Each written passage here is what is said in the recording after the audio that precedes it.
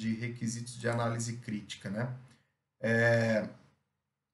Eu vou acertar com o meu cliente, eu vou fazer a oferta, ele vai aceitar, ele vai falar, ok, eu vou comprar de você, e aí você vai fazer a análise crítica em cima deste acordo. Então você vai pegar todas as especificações de produto, tudo aquilo que foi requisito regulamentar, tudo aquilo que está estabelecido e você vai dizer, com base no acordo que você fez, se você vai atender ou se você não vai atender. Então, pegando esses itens que eu li para você, você vai checar cada um deles e vai dizer, olha, eu tenho capacidade de atender aquilo que a gente combinou. Olha, você combinou comigo A e você colocou no seu acordo, no seu contrato B. Precisamos acertar isso, essas diferenças. Então essa análise crítica tem realmente esta função de fechar o crivo daquilo que foi proposto com o cliente, daquilo que foi ofertado com aquilo que realmente vai ser atendido, inclusive com relação a prazos de entrega e tudo mais, né? Se você disse que você vai atender, você vai dizer na análise crítica, ok. Se eu tiver alguma situação que eu não consiga, eu vou voltar com o cliente e vou conversar com ele e falar assim, olha, esses requisitos eu não vou conseguir atender por causa disso, disso, disso. E aí você vai balizar isso de novo até que as duas partes, até que tanto o cliente quanto a sua empresa tenham um comum acordo e aí fornecer o produto de maneira adequada. Um resumo disso que ele acabou de falar para vocês aí que está escrito na norma. As análises críticas de requisitos relativos a produtos e serviços. A organização deve assegurar que os requisitos de contrato ou pedido de divergente, aquele previamente definido, sejam resolvidos, que eu acabei de falar para vocês, e os requisitos do cliente devem ser confirmados pela organização antes da aceitação, quando o cliente não prover uma declaração documentada aos seus requisitos. Então eu preciso analisar isso, preciso assegurar que tudo esteja claro, que é aquilo que a gente estava conversando, e se o cliente não prover um documento, né, normalmente se tem hoje o pedido de compra, alguma coisa nesse sentido, você deve fazer com que isto esteja entendido entre os dois. Então, se você não tem uma declaração documentada, você tem que deixar muito claro, através de alguma informação, através de alguma documentação, que os requisitos estão sendo atendidos e aquilo que você está oferecendo foi claro e está sendo atendido.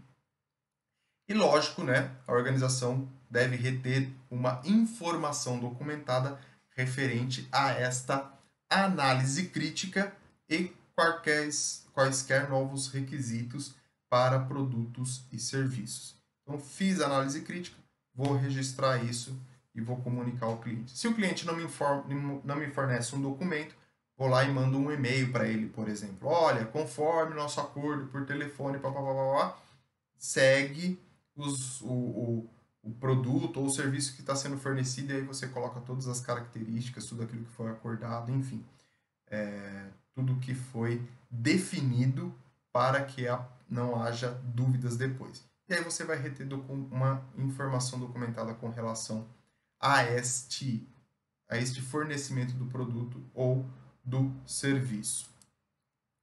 Mudanças. Houve mudanças dentro do fornecimento, dentro do acordo que foi estabelecido entre o cliente e a sua empresa, não tem problema nenhum. A única coisa que você vai fazer é assegurar que a informação documentada pertinente seja emendada, né, seja alterada e que as pessoas pertinentes sejam alertadas dos requisitos que foram mudados e quantos requisitos de produtos e serviços forem alterados. Então você vai comunicar isso, vai analisar criticamente de novo, vai verificar o impacto dessas mudanças dentro da sua cadeia produtiva, vai ver o que precisa ser feito e vai comunicar às pessoas desta alteração. Em comunicando esta alteração, você vai acordar isso. De repente você teve um prazo de alteração diferente, você teve um prazo de entrega diferente, se teve um requisito que mudou, tudo isso precisa estar bem claro entre as duas partes dentro dessa mudança, estabelecer os novos critérios, acertar isso, fazer uma nova análise crítica e confirmar e evidenciar isso, essa nova mudança. Muito bem, isso é toda a parte de comunicação com o cliente, de pedidos de compra, toda essa tratativa com os requisitos do cliente. Mas, para você ofertar algo e ter todos esses requisitos, você precisa planejar e projetar e desenvolver produtos. E é nesta questão que a gente vai entrar agora, no projeto e desenvolvimento de produtos e serviços. Então, toda a organização deve estabelecer e implementar um processo de projeto e desenvolvimento e que esteja apropriado para assegurar a provisão de produtos e serviços. Então, estamos aqui na criação do seu produto, no desenvolvimento do seu produto. E é o primeiro passo que a norma fala, é determinar os estágios e controles para projetos e desenvolvimento. E aí ela deve considerar as seguintes situações: natureza, duração e complexidade das atividades de projeto e desenvolvimento. Os estágios desses processos, requeridos incluindo análise críticas. As atividades de verificação e validação. Responsabilidades e autoridades envolvidas no projeto de desenvolvimento. E os resultados internos e externos necessários para o projeto de desenvolvimento de produtos e serviços. Então, o que eu vou fazer aqui? Eu vou olhar para o meu produto, eu vou olhar para aquilo que eu quero criar e vou entender qual é a natureza. Quanto tempo eu vou ter para desenvolver esse produto, para projetar isso? Qual a sua complexidade dessas atividades? Olhando para esse produto, quais são os estágios que são requeridos, né? Então, você tem aí um estágio de desenvolvimento, de pesquisa, de busca na internet, depois você vai ter um estágio de desenho, de cálculos, depois você vai ter um estágio de montagem de um protótipo, de fabricação de um protótipo. Esses são os estágios que você tem que definir e que você vai ter que determinar. Dentro desses estágios, quais são os estágios de verificação? Então, eu fiz um desenho, né? Elaborei, fiz todos os cálculos. Como é que eu verifico isso? Uma outra pessoa vai verificar. Como é que é tratado isso? E no caso de um protótipo lá na frente, eu vou elaborar ele, vou montar esse protótipo e vou validar se aquele produto realmente está atendendo aos requisitos que foram estabelecidos. Quem vai atuar em cima do quê? Então são as responsabilidades e autoridades. Quem pode aprovar, quem pode desenhar, quem pode calcular, quem pode verificar, quem pode validar. E os recursos que vão ser disponíveis para a execução desse projeto de desenvolvimento. O que eu tenho internamente e aquilo que eu preciso buscar externamente de alguma forma. Então, este é a determinação que você vai ter para o começo do seu projeto e do seu desenvolvimento de produtos e serviços. Continuando, a necessidade de controlar as interfaces entre pessoas envolvidas no processo de projeto e desenvolvimento. Aqui você não vai ter só a sua engenharia de produto, né? Você vai, por exemplo, ter uma interface com o pessoal de compras, você vai ter uma interface com o pessoal de controle de qualidade. Então você precisa ver esta necessidade, como que você vai controlar isso. Depois, a necessidade de envolvimento do cliente ou de usuário no processo de projeto e desenvolvimento.